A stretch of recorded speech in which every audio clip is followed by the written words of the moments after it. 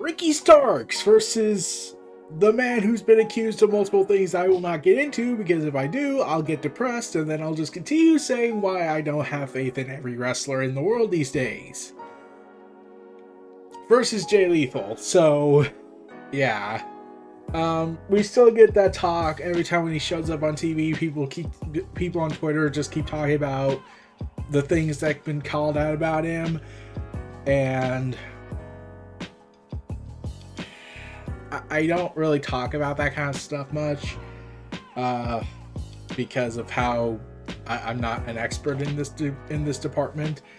But yeah, I always keep seeing that comment brought up every time, where if Jay Lethal shows up, then they gotta bring up this stuff and why they haven't done anything and why they hired him. And yeah, so really this is a damned if you do, damned if you don't situation with AEW. If they put him on TV, then then people on Twitter are gonna bring what happened up. If they don't bring him on TV, then they'll be accused of being a racist company, because Big Swole went ahead and had to say all that stuff. Despite what came out about that, though I don't think many people know what happened behind the scenes, what it seems, but that's a different matter. I don't know either.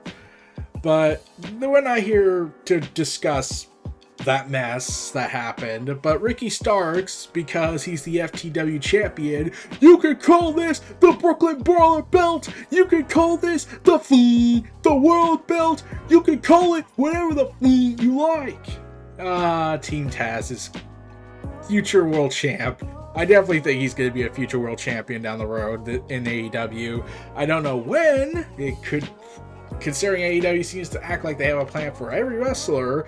I'm still certain MJF is the next champ. And then if they go for it, they'll give it to Eddie Kingston next.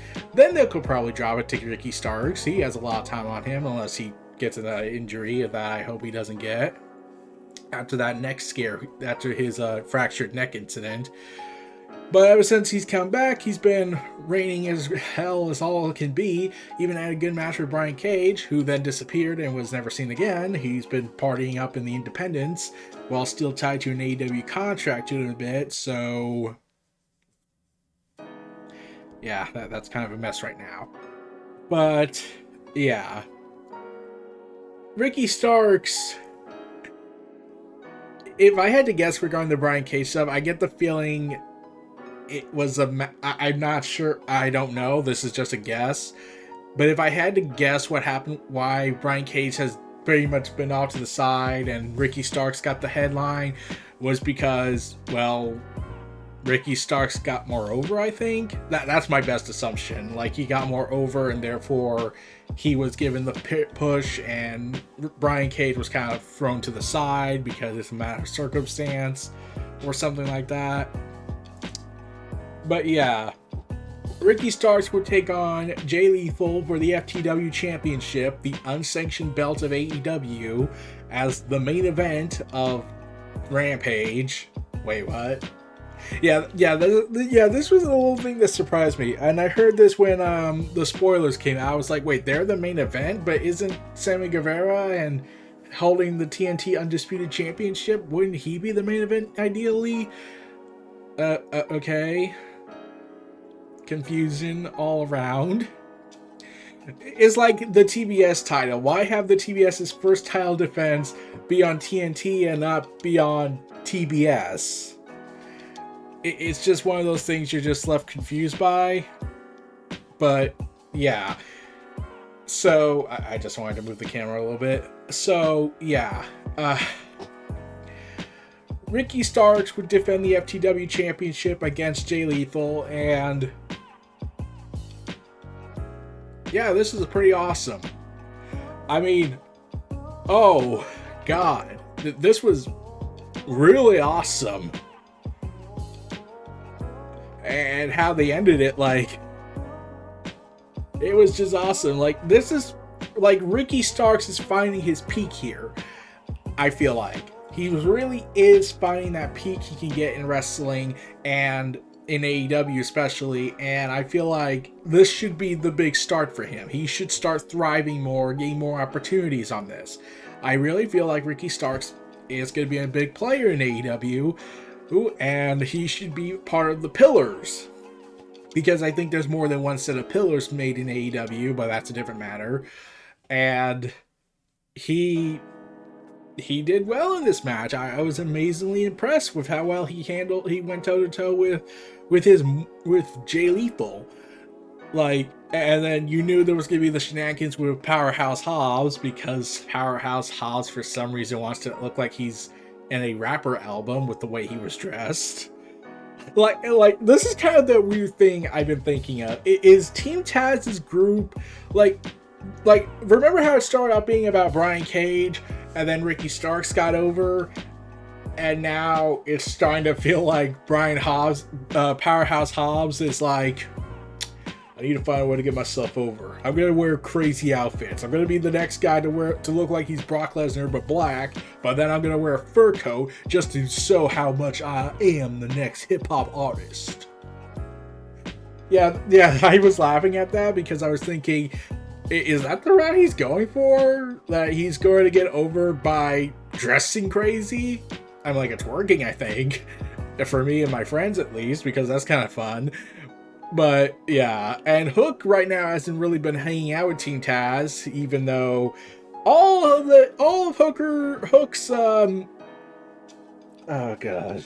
This is the thing, like fans start calling themselves hookers because Hook just got that over. It's hilarious. It's like how Masako X talks about Dragon Ball and how anyone who likes Hercule Satan in the Dragon Ball world is like a Satanist. Like the jokes there, you just get it. And like for religious nut jobs, I'll probably say something else, but you just get the joke. It's sort of like with Hook, how his fans are now hookers, even though, yeah, it's just that hilarious in-joke kind of, I feel like. They haven't made that on TV, but I wouldn't be surprised if QT Marshall does something with that. And now you got this.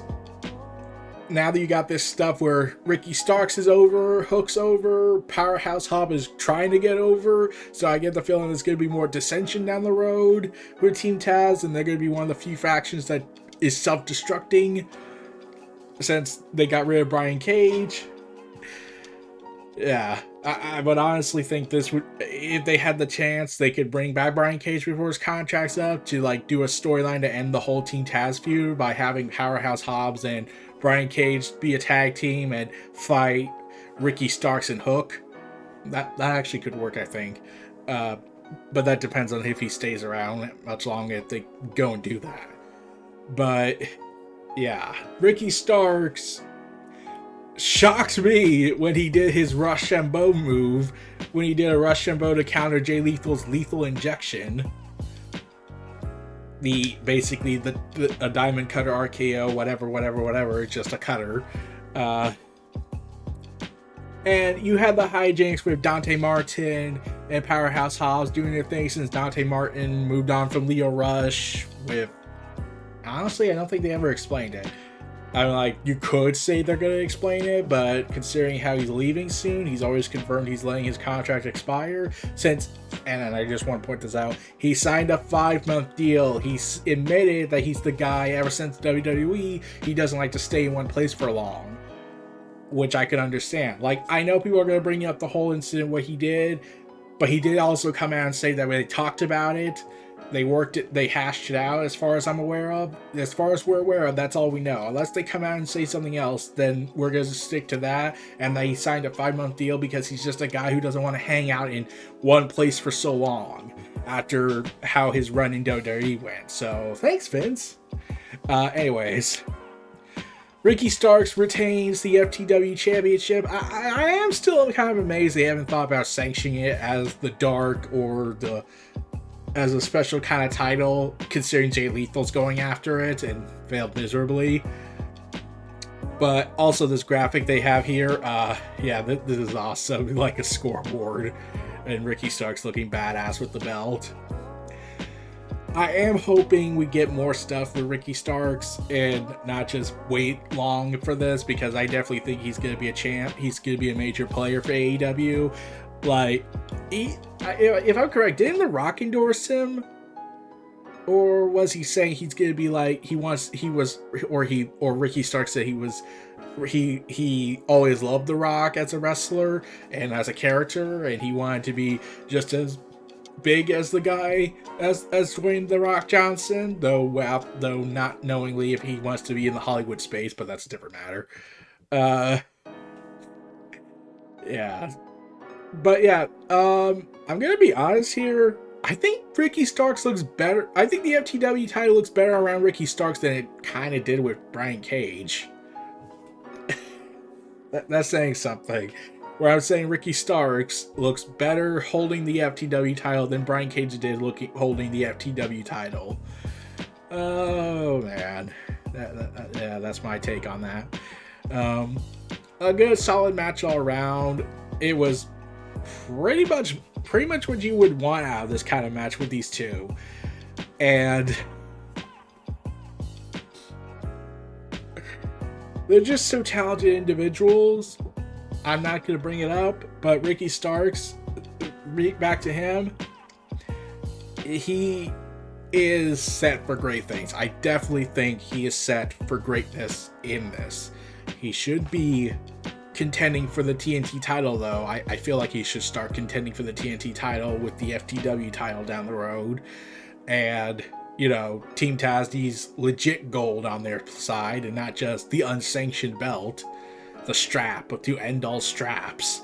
So we'll have to see where everything else goes from there on that front. But right now, we are just stuck with this right now. And he's doing the best he can with the material he's given, and he certainly is topping his performances off, and Jay Lethal certainly reminds you why he was world champion of Ring of Honor for so long. So, yeah, I'll give him credit on that.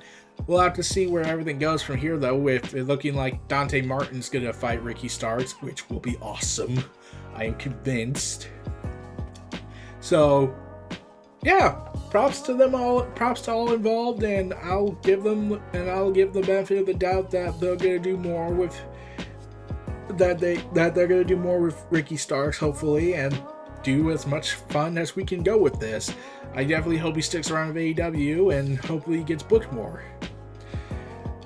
Though I do want to see him work some independent shows with his AEW contract, since they are allowed to do Forbidden Door stuff. One of my buddies on ATW, James, he actually brought this up. How about Ricky Starks brings the FTW title to GCW and fights Matt Cardona, since he did bring up the ECW TV title? You would think Taz, being the last of the ECW outlaws still kind of active in the wrestling space, would bring Ricky Starks to come in and teach to Matt Cardona a lesson in Extreme, and we get a GCW match with that. Please, can we do that? Can we do that? Like, come on. It's right there. The money is right there, man. Come on, just do it. Anyways, that's just my hopeful booking they do with it, but that's going to be waiting down the road. But yeah, fun match. Pretty damn good ending, and especially that big finisher move. And the FTW did certainly get some value involved, even though it's still unsanctioned. Ooh.